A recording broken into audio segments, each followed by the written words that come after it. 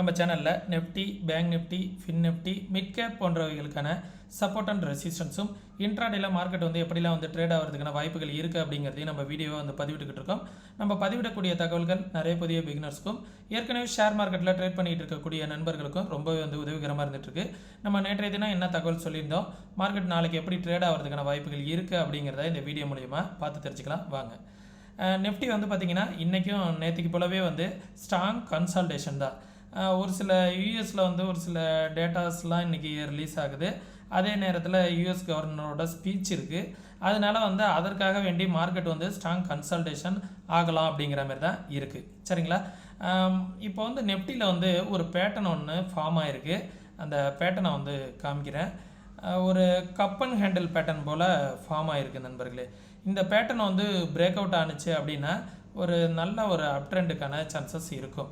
இந்த இடத்த பாருங்கள், தெரியுதுங்களா? இது ஒரு கப்பு வித் ஹேண்டிலோட பேட்டர்ன் இருக்குது. சரிங்களா? இதை கூட ஹேண்டிலாக வச்சுக்கலாம், இல்லை இன்னொரு ஹேண்டில் கூட ஃபார்ம் ஆகுற மாதிரி கூட நினச்சிக்கலாம். இந்த பிரேக் அவுட் ஆணுச்சு அப்படின்னா பெரிய மூமெண்ட் இருக்கும் நண்பர்களே. கீழே எந்த இடத்துலேருந்து மார்க்கெட் மொமெண்டம் இருக்கோ 21,738 எவ்வளோ ஒரு மொமெண்டம் கிடச்சிருக்கோ அதே அளவுக்கு ஒரு 1000 பாயிண்ட் மேலே கிடைக்கிறதுக்கான வாய்ப்புகளும் இருக்குது. அதே நேரத்தில் மார்க்கெட் இந்த டபுள் டாப் பேட்டர்னை இன்னும் பிரேக் அவுட் ஆகலை. இந்த டபுள் டாப் பேட்டர்னை மார்க்கெட் மேலே பிரேக் அவுட் ஆனால் தான் அப் ட்ரெண்டு. அப்படியே கீழே வந்துடுச்சு அப்படின்னா ப்ரீவியஸ் ஸ்விங்கை மார்க்கெட் பிரேக் பண்ணிடுச்சு அப்படின்னா மார்க்கெட் ஃபால் ஆக ஆரம்பிச்சிடும். நாளைக்கான சப்போர்ட் நெஃப்டியில் இன்றைக்கி லோ 22,387 அப்படிங்கிறது ஒரு சப்போர்ட்டு. அந்த லெவலுக்கு கீழே வந்துடுச்சு அப்படின்னா மார்க்கெட் 22,265 அப்படிங்கிறது ஒரு சப்போர்ட்டு. அதற்கு கீழே வந்துச்சு அப்படின்னா இந்த லெவல் ஒரு சப்போர்ட்டாக இருக்கும். 22,091 அப்படிங்கிறது ஒரு சப்போர்ட்டாக இருக்கும். ரெசிஸ்டன்ஸ் இன்றைக்கி டே ஹை, ப்ரீவியஸ் டே ஹையையே நம்ம ரெசிஸ்டன்ஸாக வச்சுக்கலாம். 22,530, அதுக்கு மேலே வந்துச்சுன்னா 22,600, அதற்கு மேலே வந்துச்சுன்னா 22,700 வரைக்கும் போகிறதுக்கான பாசிபிலிட்டிஸ் இருக்குது. சரிங்களா? நாளைக்கு சப்போஸ் பிரேக் அவுட் ஆணுச்சு அப்படின்னா ஃபிப்னாசி லெவலை நம்ம எடுத்து பார்த்துக்கலாம். ஃபிப்னாசி இங்கேருந்து மார்க்கெட் கீழே வந்திருக்குங்களா? ஓகே, இந்த லெவலில் மார்க்கெட் பிரேக் அவுட் ஆணுச்சு அப்படின்னா நெக்ஸ்ட் டார்கெட் பார்த்திங்கன்னா 22,745 வரைக்கும் நிஃப்டி போகிறதுக்கான பாசிபிலிட்டிஸ் இருக்குது. 22,737. சரிங்களா? இந்த லெவலை நான் இங்கே வச்சுக்கிறேன். Once level market break out ஆகிடுச்சு அப்படின்னா ரெசிஸ்டன்ஸ் 2. சரிங்களா? இந்த ரெசிஸ்டன்ஸ் 2 மார்க்கெட் பிரேக் அவுட் ஆகிடுச்சு அப்படின்னா ரெசிஸ்டன்ஸ் 3 வரைக்கும் போகிறதுக்கான பாசிபிலிட்டிஸ் இருக்குது. இந்த ரெசிஸ்டன்ஸ் 3 நான் இங்கே வச்சுக்கிறேன். ஓகே, 22,743, அதற்கு மேலே வந்துச்சுன்னா 22,862 இமிடியட் டார்கெட். சரிங்களா? அதெல்லாம் பிரேக் அவுட் ஆணுச்சு அப்படின்னா நெக்ஸ்ட் டார்கெட் 23,000 வரைக்கும் போகிறதுக்கான பாசிபிலிட்டிஸ் இருக்குது. அதை பிரேக் அவுட் ஆகிடுச்சு அப்படின்னா 23,338. இது ஃபிப்னாசியோட லெவல்ஸ் நண்பர்களே. இந்த லெவல்ஸ் எல்லாத்தையுமே பார்த்துக்கோங்க. இது நெஃப்டிக்கான டார்கெட்ஸாக அடுத்தடுத்த சப்போர்ட் அண்ட் ரெசிஸ்டன்ஸாக இருக்கும். ஓகே, இப்போ நம்ம சொல்லக்கூடியது எல்லாமே எஜுகேஷன் பர்பஸ் தான் சொல்லிக்கிட்டு இருக்கோம். நீங்களும் அனலைஸ் பண்ணி பாருங்கள், உங்களுக்கும் சரியாக இருக்குது அப்படிங்கிற பட்சத்தில் ஒரு 1 மந்த் பேப்பர் ட்ரேட் பண்ணுங்கள். பேப்பர் ட்ரேட் பண்ணி பார்த்துட்டு கன்சிஸ்டண்ட்டாக ப்ராஃபிட் வந்தால் மட்டும் ரியல் ட்ரேட் பண்ணுங்கள். அதுவும் உங்கள் ஃபினான்ஷியல் அட்வைசர்கிட்ட கன்சல்ட் பண்ணிவிட்டு அதுக்கப்புறமா ட்ரேட் பண்ணுங்கள். நம்ம சொல்லக்கூடிய விஷயங்கள் அனைத்தும் சரியாக இருக்கணுங்கிறத அவசியம் கிடையாது. நம்ம சொல்லக்கூடியதுக்கு மாறாக கூட மார்க்கெட் மூவ் ஆகலாம். சரிங்களா? இன்றைக்கி நெஃப்டியோட கான்ட்ரிபியூட்டர் யார் அப்படின்னு பார்த்திங்கன்னா ஹெச்டிஎஃப்சி பேங்க் 18 பாயிண்ட் கான்ட்ரிபியூட் பண்ணியிருக்கு. எம்என்டம் 11 பாயிண்ட்டு, எஸ்பிஐன்னு 6 பாயிண்ட்ஸு, டாடா கம்யூனிகேஷன் 5 பாயிண்ட்ஸு. மேஜராக நெஃப்டிக்கு ஃபால் கொடுத்தது யார் அப்படின்னு பார்த்திங்கன்னா ICICI bank, Kotak bank, Infy, TCS, LT இவங்களாம் பார்த்திங்கன்னா நெஃப்டிக்கு ஃபாலுக்கான காரணமாக இருந்திருக்காங்க. சரிங்களா? ஓஐ டேட்டா என்ன சொல்ல வருது அப்படிங்கிறத பார்த்துருவோம்.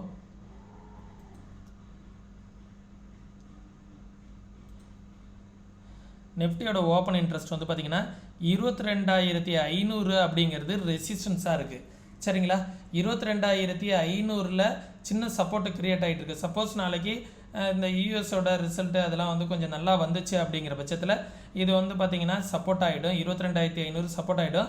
இங்கேருந்து மார்க்கெட் வந்து பெரிய லெவலில் மேலே வர்றதுக்கான பாசிபிலிட்டிஸும் இருக்கும். எவரி 100 பாயிண்ட் வந்து ரெசிஸ்டன்ஸாக இருக்குது. சரிங்களா? பேங்க் நிஃப்டியை பார்த்துடலாம்.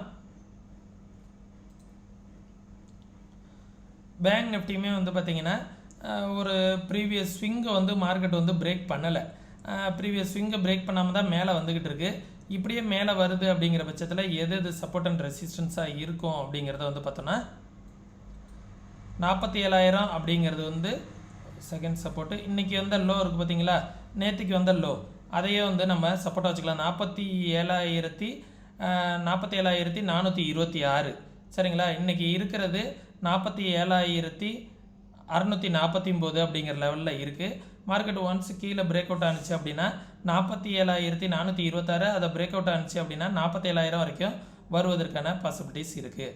சப்போஸ் மேலே வந்துச்சு அப்படின்னா இமிடியேட் ரெசிஸ்டன்ஸ் இருக்குது. 47,649 அப்படிங்கிறது ஒரு ரெசிஸ்டன்ஸ். அதற்கு மேலே வந்துச்சுன்னா 47,814 ரெசிஸ்டன்ஸ். அதற்கு மேலே வந்துச்சுன்னா 47,974 அப்படிங்கிறது ஒரு ரெசிஸ்டன்ஸு. ஓகேங்களா? பேங்க் நிஃப்டியோட ஓஐ டேட்டா வந்து என்ன சொல்ல வருது அப்படிங்கிறத பார்ப்போம்.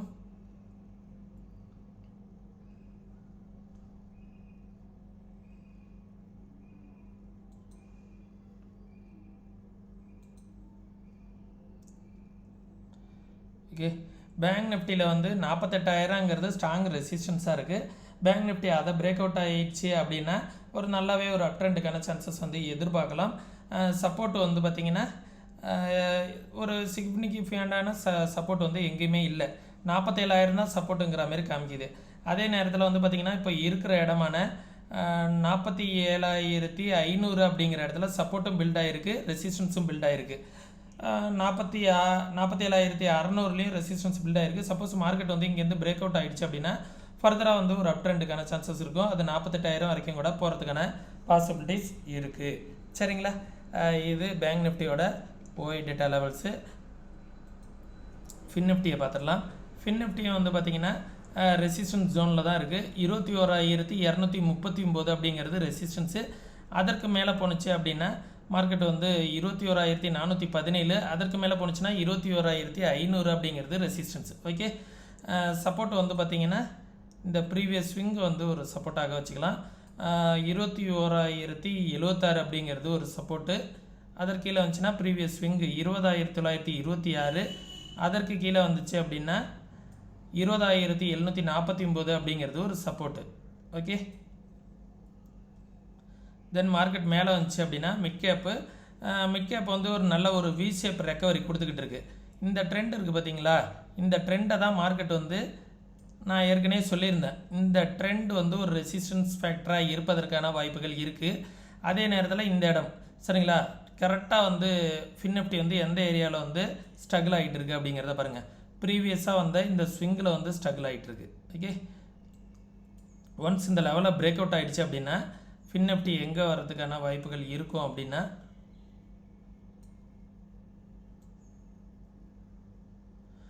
10,800 அப்படிங்கிறது ஒரு ரெசிஸ்டன்ஸ். அதற்கு மேலே வந்துச்சுன்னா 10,934 அப்படிங்கிறது ஒரு ரெசிஸ்டன்ஸ்.